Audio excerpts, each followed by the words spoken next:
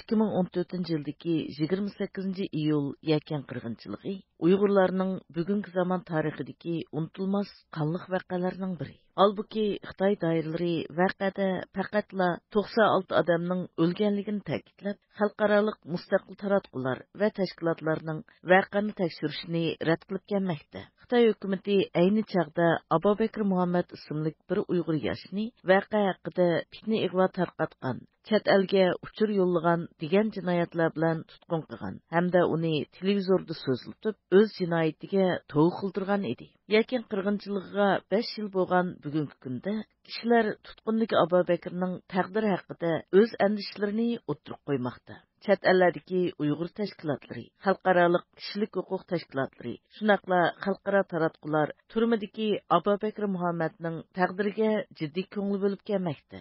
Şunun bilan bir vaqt yana Xitoy hukumatini yakan qirg'inchilik jarayonida hayotidan ayrilgan kishilarning aniq sonini e'lon qilishni talab qilmoqda. Yakan qirg'inchiligining 5 yilligiga xatirlanayotgan bugungi kunda bu vaqada o'ldirilgan begunoh kishilar haqida chet elga uchur yo'llagan va shu sababli tutqun qilingan Abubakir Muhammadning keyingi taqdiri haqida uning Turkiyadagi dadisi va singlisi tunji qitim eg'iz ochdi. Rahmat, sizni Abubakirning dadisi deydi. 2014 yilki yakan elishqu vaqasida xabar taqatgan bola shumi? İnşallah. Siz mush o'g'lingiz qo'lga ilinib ketibdi. Shu vaqtida necha yillik kasbi qandaq mushaqqida bir so'zlab bera olasizmi? 9 yıl kesken burada. 9 yıl kesken. Ha, ana shu. Men sağolsi. Akınız Abubakir Mehmet, yani mushu Xitoy doiralari tarafidan 2014 yili yakan elishqu vaqasi haqida uchur taqatdi degan bahonada tutqun qilingan ekan. 9 yil kesdi deydi dadingiz. Endi ayni vaqtdagi ahvolni bir deb bera olamsiz? Qachon tutib ketgan, qandoq bo'lgan? Rahmat. Bo'ldi. Akam asli vaqa bo'lgan maydonda yo'q. Biz Urumchida yashadik, Urumchidagi uyda akam. Bizning o'tirayotgan evimiz Tang'artaq rayonlik men ko'chasi deb qo'ydi. Akamning shu uyni tutib chiqib ketgan. Abubakirning singlisi Zuhraning bayon qilishicha, ularning oilasi asli yakanlik bo'lib, 1996 yildan buyon Urumchida o'ltiraqlashgan. Yakanda vaqa yuz bergan kunlarda yakandagi tuqqanlardan qirg'inchilik haqidagi xabarlarni anglagan. Vaqa yakanda bo'lgan. Keyin shu vaqa bo'lgan vaqtda boshqa tarafidan vaqa internetga zo'r ko'lamlik ilib berilgan deb ashunda bir xabarlar kelgandan keyin anodan keyin bu keyin Xitoy taratqullari deydi son kichiklam bundalam deb e'lon qilindi. Qilingandan keyin shu akam anodan keyin bu vaqani asli anglaganiga asosan o'zi Urumchidagi uyda turib shu xabarni VIP orqali tamatlash detallar qilib shu xalqaro jamiyatning bir Nemis Polska, bizning vatanimiz bo'layotgan zulmlarga bir diqqatin bergan bo'lsa deb shu vaqtda o'zi yezib ashunda yo'llagan edi. Abubakirning hozir Turkiyada yashayotgan singlisi Zuhra Muhammad ayni vaqtda Abubakirning qanday tutilganligi, Xitoy hukumatining uningga nima jinoyatlarni ortib sotlaganligi haqida uchur berdi. Akam o vaqaning tafsilotini 30-yilda oshkorladi. Shu 8-ayning 6 kuni atiganda kirib akamni faqat so'raydigan gap qilib, davlat bexatarlik idorasi tarafidan kelib so'raydigan gap qilib chiqib ketdi. Jinoyat bekitib bo'lgandan keyin vaqtda sud kesmadi. 1,5 yilga yaqin tutib turdi akamni. 1,5 yildan keyin ondan keyin qonun tushdi deb shu akamga o'sha vaqtda 9 yillik qamoq hukm qildi. Uning bayon qilishicha, aksi Abubakri yakan elishqu vaqasi haqidagi uchurlarni oshkorlab, bir necha kundan keyinla Xitoy soqchilari bu oilani nazorat ostiga olgan. Necha kun uyimizning ustida ashtaq uchar ushqanti biz u vaqtlarda o'rinlarga uchun uchayotganligini uqmay qoldik. Aslida dastlabki vaqtda shu uchar jiroqdan uchdi bizning uyga kelgan vaqtlar bizning uyning uyisi kelgan vaqtda shunchalik paslaydi qo'ndigandek xuddi shovqinda ovozlar degan shunday uylarning derazalarini titrab boshlab o'tdi. Andan bizning uyning uyisini o'tib ketadilar yuqoriga o'rlakdi. Ashta qilib 3 kun aşta uçtu. Onun gün 3. günü şu 8 yana 6. gündü.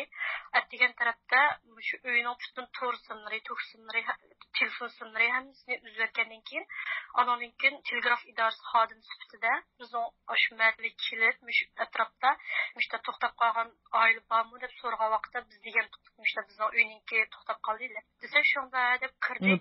To'xtab qolgan ayli bormi dedim ha? Ha.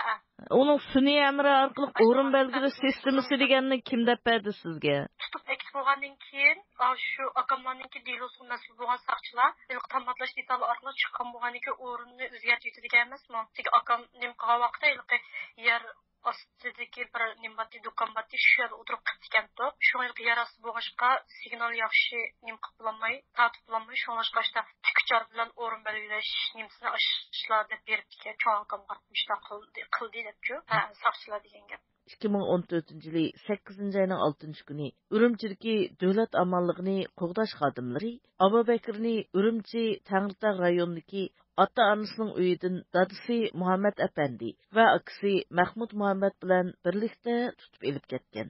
Dadamni cho'ng akamni tam qo'shib ketgandi. Andan keyin 7 soatga yaqin so'roq qilish jarayonida akamni vaqani oshkorlagan deb jinoyat bekitib bo'lgandan keyin dadam bilan cho'ng akam ishqizga tutib turish qo'l qo'yib bersizlar deb oldi qog'oz berganka. Dadam qo'l qo'yib beribdi, lekin cho'ng akam mening inim gunohsiz, men inimning bu tutib turishga qo'l qo'yib bermayman deb qarshilik bildirgan vaqtda shu ilk kaltga yiqish orqali cho'ng akamga besimishdi deb işte qo'l qo'yg'izibdi. Bir kundan keyin saqchilar Abubekirning dadisi bilan akisi Mahmudga taftish mahkamasining Abubekirni qo'lga olish uqtirishiga majburiy qo'l qo'ydirgan. Ondan ular ikkisini qo'yib bergan. Şunun bilan Abubekri rasmiy qo'lga ilingan. Xitoy doiralari 8 ayning 10 kunidan boshlab jami 5 kun televiziyada maxsus programma tarqatib, Abubekirning yakan vaqasi haqida fitna ig'vo tarqatganligini uning o'z ig'izdan so'zlatgan. Ondan 8 ayninki 10 kuni shu Xitoyninki xalqaro matbuotlarda akamni yolg'on xabar tarqatgan chet-ellarga deb shu uda 5 kun televiziya kanallarda xabarlarda shundoq chiqarib yolg'on xabar tarqatuvchi deb shunday chiqarib qildi. Zuhraning bildirishicha, saqchilar bu oilada bir qancha kun aqtirish elib borgan. Hatta şu vaqtda akamni qiyin qisqa og'a vaqtda nechqatim bizning uyga kelib, saqchi doiralari qo'l qo'yib kelib bo'lgandan keyin uyni aqtirish jarayonida akamning telefon nomerini pek izladi-chu bular. Kerak, ash telefon nomerini tiplasanglar, ash balninki jinoyat yengillishiga yaxshi bo'ladi, jinoyat yengilishiga deb. Ular shu vaqtda bizning ko'z oldimizda ash telefon qilib so'roqxonaga biz hozir balongani so'roq qilyapmiz. Agar bizga nomerini taplasanglar, hozirlam balniki jinoyat yengilishi mumkin. Agar taplamsanglar, so'roqni qattiq o'tishimiz mumkin deb shu vaqtda dadam shu vaqtda mayli qancha urib so'roq qilsanglar qilinglar. Ben o numarını okumayman deb shu vaqtda opamni dadam tarafda turib shu gapni degan.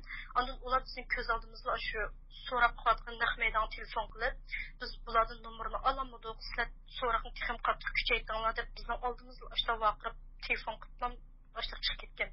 Xitoy doiralari aradan 1,5 yil o'tgandan keyin ondan 21 yoshlik Abubekir ustidan sud ichib, uningga fitna ig'vo tarqatish, milliy bo'lginchilikka qutratqilik qilish, davlat parchalashga urinish qatorliq bir qancha xil jinoyatni artgan. 9 yillik muddatlik qamoq jazosiga hukm qilgan. Akam shu vaqtda shu yili 21 yoshga kirgan. Qamoq hukm qilgandan keyin qayerga qamadi? Bu to'g'riliq ma'lumot bera olamsiz? Rahmat. 9 yillik hukm e'lon qilingandan keyin Sanjit turmada turibdi hozir aşağıda. Cho'ng bir turma bor, shu turmada hozir akam o'sha balkim yetko'rmaymiz aşağıda. Turma doiralari Abubekirning oilasiga har 3 oyda bir qaytim Abubekirni yo'qlab turishga ruxsat berganligini bildirgan. Ammo ular Abubekirni faqat bir qaytimla yo'qlash fursatiga erishgan.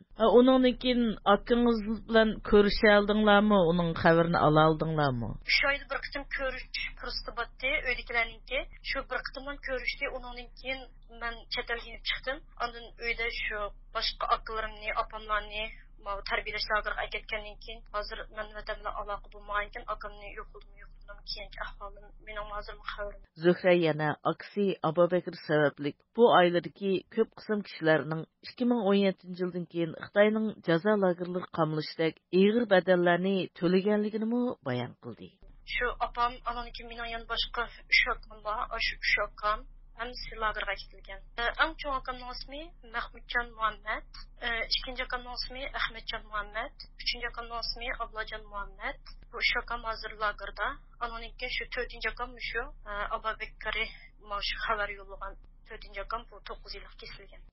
Apam yaqini chiqdi deb aldım, lekin o'z bilan ko'rish baxtmadim. Hürmetlik radyo anlıqçılar. Yuqurda yakan qırğınçılığı haqqında uçur bergen Ababekir Muhammadning keyingi taqdiri haqidagi ma'lumotlarni angladinglar. Programmani Mehriban tayyorladi.